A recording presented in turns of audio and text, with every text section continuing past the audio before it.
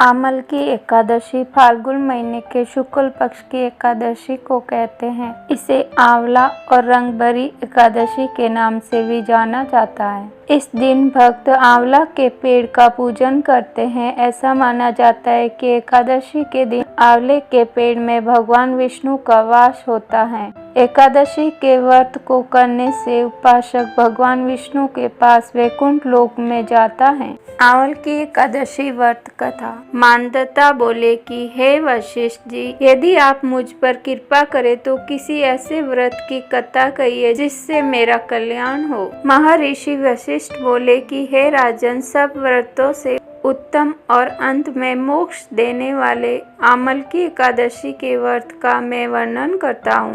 यह एकादशी फाल्गुन माह के शुक्ल पक्ष में होती है। इस व्रत के करने से समस्त पाप नष्ट हो जाते हैं। इस व्रत का फल 1000 गोदान के फल के बराबर होता है। अब मैं आपसे एक पौराणिक कथा कहता हूँ, आप ध्यान पूर्वक सुनिए। एक वेदिस नाम का नगर था जिसमें ब्राह्मण, क्षत्रिय, वैश्य और शूद्र चारों वर्ण आनंद सहित रहते थे। उस नगर में सदैव वेद ध्वनि गूंजा करती थी तथा पापी, दुराचारी तथा नास्तिक उस नगर में कोई नहीं था। उस नगर में चैत्रथ नाम का चंद्रवशी राजा राज्य करता था। वह अत्यंत विद्वान तथा धर्मी था।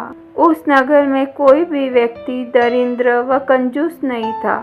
सभी नगरवासी विष्णु भक्त थे और अम्बाल व्रत स्त्री पुरुष एकादशी का व्रत किया करते थे। एक समय फाल्गुन मास के शुक्ल पक्ष की आमल की एकादशी आई। उस दिन राजा, प्रजा तथा बाल व्रत सब ने हर्ष पूर्वक व्रत किया। राजा अपनी प्रजा के साथ मंदिर में जाकर पूर्ण कुंभ स्थापित करके धूप, दीप, नैवेद्य, पंचरत्न आदि से धात्री यानी आंवले का पूजन करने लगे और इस प्रकार स्तुति करने लगे।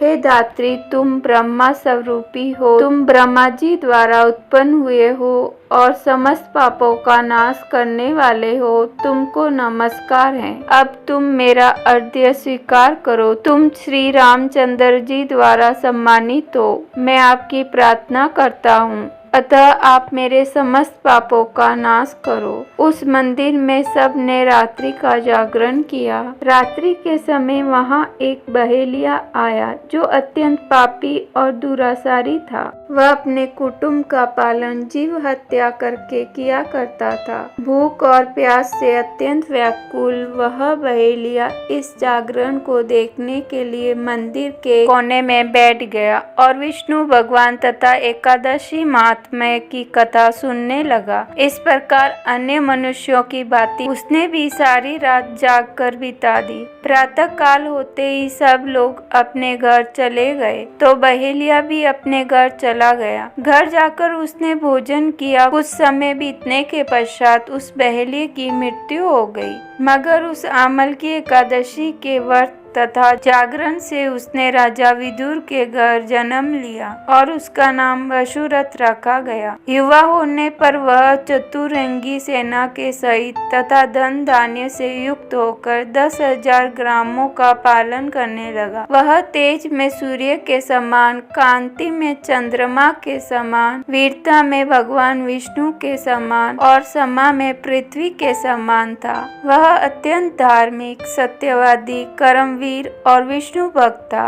वह प्रजा का समान भाव से पालन करता था। दान देना उसका नित्य कर्तव्य था। एक दिन राजा शिकार खेलने के लिए गया। देवयोग से वह मार्ग भूल गया और दिशा ज्ञान न रहने के कारण उसी वन में एक वृक्ष के नीचे सो गया। थोड़ी देर बाद पहाड़ी मलेच्छस वहां पर आ गए और राजा को अकेला देखकर मारो मारो शब्द कहते हुए राजा की ओर दौड़े। मलेच्छस कहने लगे कि इसी दुष्ट राजा ने हमारे माता, पिता, पुत्र, पौत्र आदि अनेक संबंधियों को मारा है तथा देश से निकाल दिया है, अतः इसको अवश्य मारना चाहिए।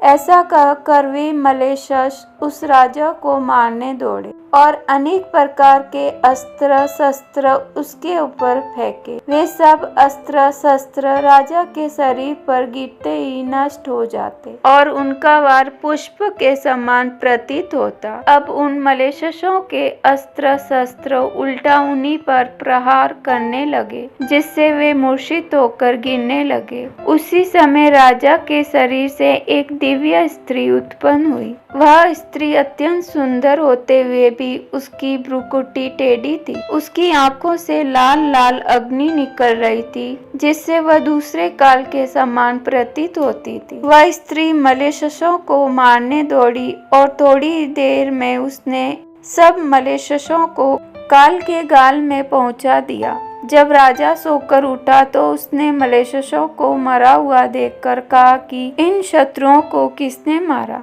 इस वन में मेरा कौन हितैषी रहता है? वह ऐसा विचार कर ही रहा था कि आकाशवाणी हुई, हे राजा, इस संसार में विष्णु के अतिरिक्त कौन तेरी सहायता कर सकता है? इस आकाशवाणी को सुनकर राजा अपने राज्य में आ गया और सुख पूर्वक राज्य करने लगा। महर्षि वशिष्ठ बोले कि हे राजन, यह आमल की एकादशी के व्रत का प्रभाव था। जो मनुष्य इस आमल की एकादशी का व्रत करते हैं वे प्रत्येक कार्य में सफल होते हैं और अंत में विष्णु लोक को जाते हैं।